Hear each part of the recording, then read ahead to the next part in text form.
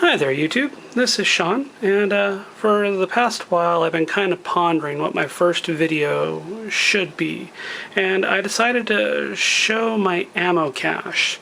I've been working on this ammo cache for roughly the past 2 years now, and basically every time my wife and I would get our paychecks, we would go down to our local Buy Mart and or our local Walmart, and we pick up a box of ammo or two.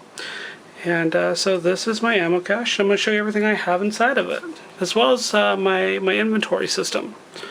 So first thing I'm going to do is I'm going to go ahead and unlock it.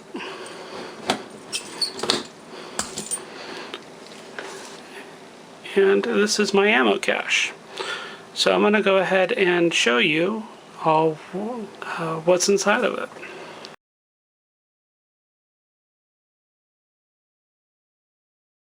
Inside that massive footlocker, I have 3 ammo cans that I like to keep the 3 different platforms of firearms that I have separated. So over here we have our .22 long rifle,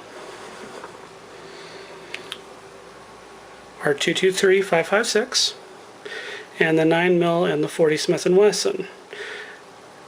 Now in the green boxes that you see right here and right here are my reloads. I just finally got into reloading shortly last year, and after searching and searching and searching, I finally was able to find the primers and the powders that I was needing.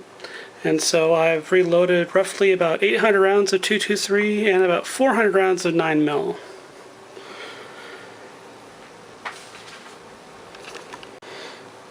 It's also really important to know that I didn't just simply go out to my local sporting goods store and plop down a credit card and say, give me all the ammo that you have.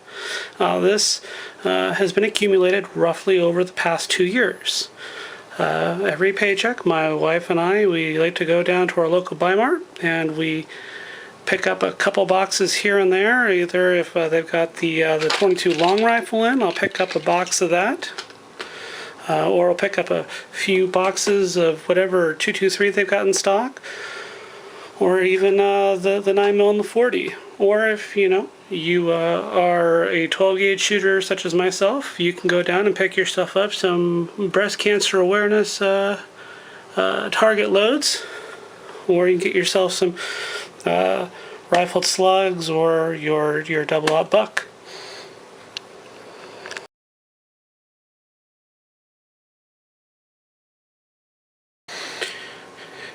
Here are the magazines that I have. As you can tell, back here I am an avid fan of PMags.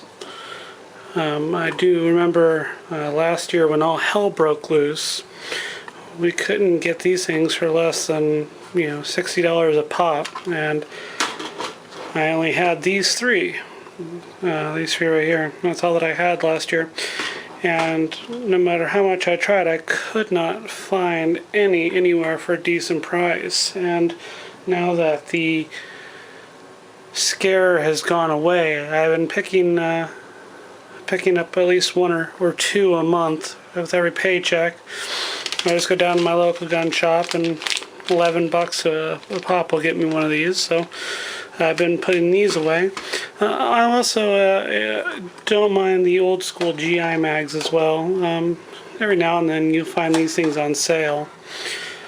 I usually pick these up for about $8 a pop, so I like to put those away. And then of course you got your Tapco mags, which were the only mags I was actually able to find during the assault weapons ban scare of last year, and I picked this one up for about $12.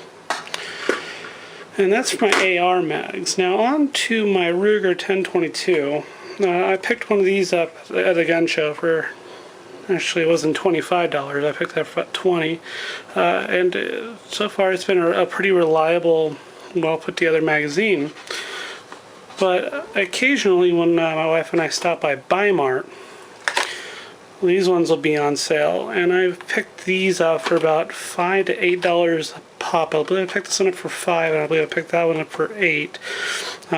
One was during a Black Friday ad, and then another one was just some random sales they were having.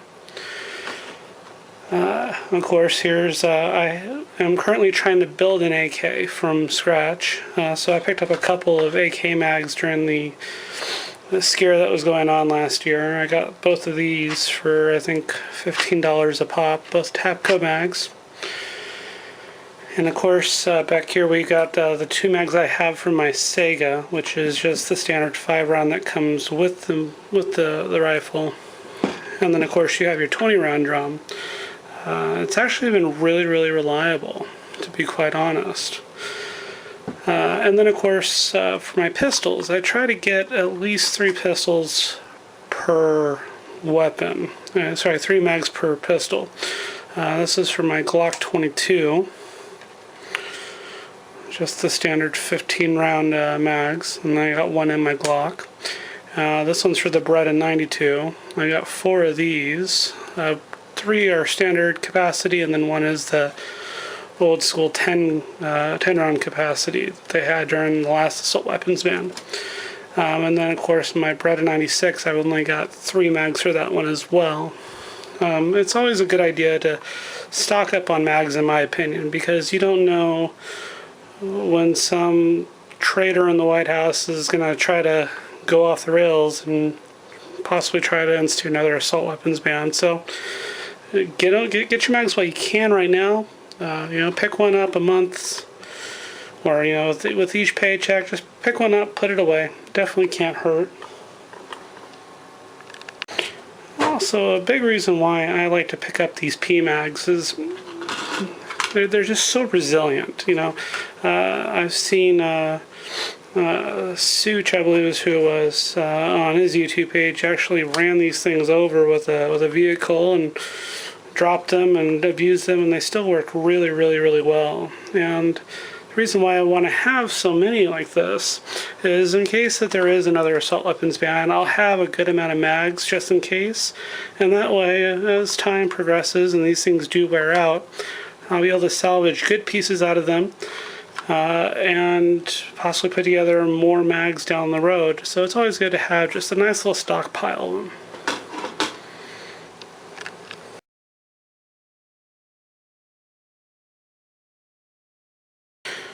Here I've laid out some of my miscellaneous gear that I keep in my ammo cache. First off, I've got a new pair of mechanics gloves. These things are awesome. I actually had to get a new pair because my last pair have become entirely devoted to my car, so they're all greasy and nasty, but these things are just awesome. They keep your hands cool. They can protect you from burns. Also, they've got this awesome rubber surface on the inside of the palms and the fingers to help with grip. And there's definitely nothing wrong with having a little bit more grip on your firearm, especially if your hands were to get sweaty and whatnot. It's always good to have that. For the instance of, say, a hurricane, or I live up in Oregon, and we've got Mount Hood, Mount Bachelor. We got a volcano literally 50 miles away that could blow any day. I like to have these on in stock. They're my schmogs.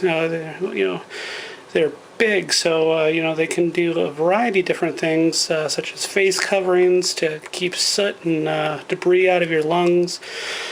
They can cover your head, so in case you get too hot, they can help with that. Although I'm a little conflicted with them because if there was to be, let's say, another terrorist attack, and say something like what happened in 9/11, where there's debris floating around, I don't know if I could actually wear one of these without possibly being attacked. Although I have had some people say, "Oh, just get a bandana, it'll be fine." But I'm a big guy, 6'5", and I've got a really big head, and these are literally the only things I've actually been able to find that actually will circle my head and fit comfortably. So I'm a little conflicted on them, but I definitely keep them just in case, because there's so many good things that can be done with them.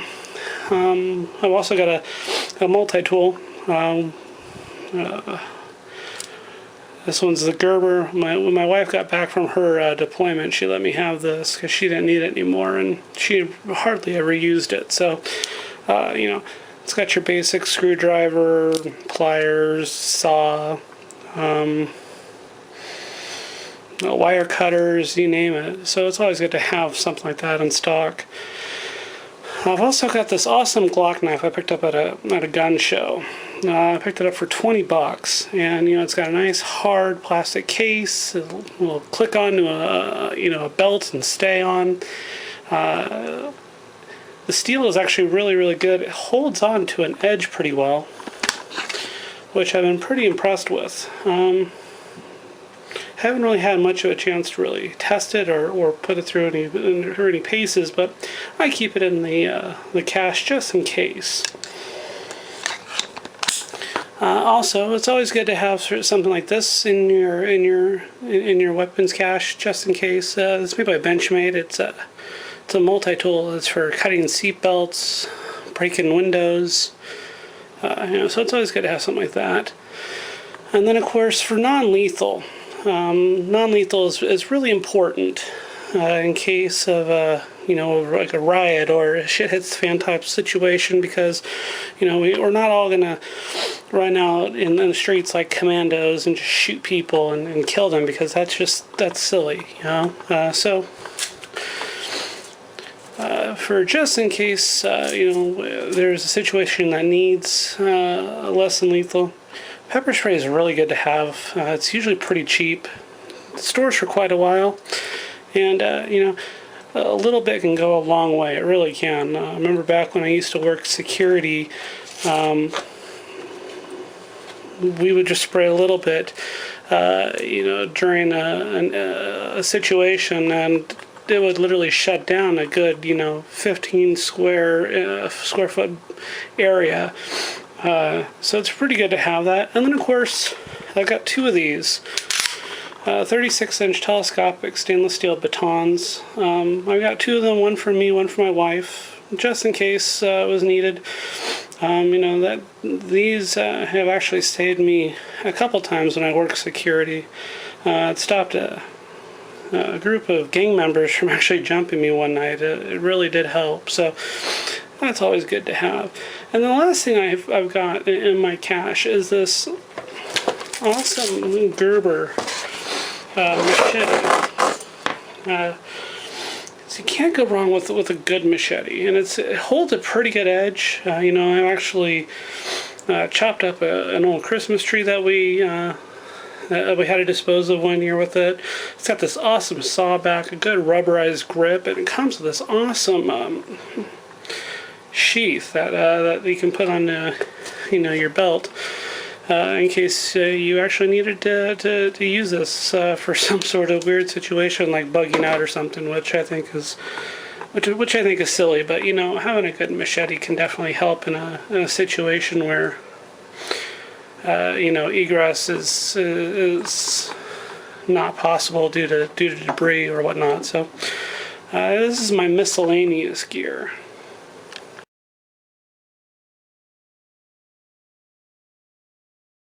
Now, when you're caching ammo and stockpiling it and supplies, it's always good to create an inventory. For me, I use Microsoft Excel, and basically what I do is twice a year, I'll pull out all the ammunition that I have and count up all the different rounds, and then I'll kind of keep track as as time progresses. So every time I bring home another box of 223 or something like that, I'll go ahead and I'll actually add it to this, and then after chicken scratching out and re-adding numbers, I'll eventually go and print out a new version of this. I also like to keep a documentation of how many magazines I have.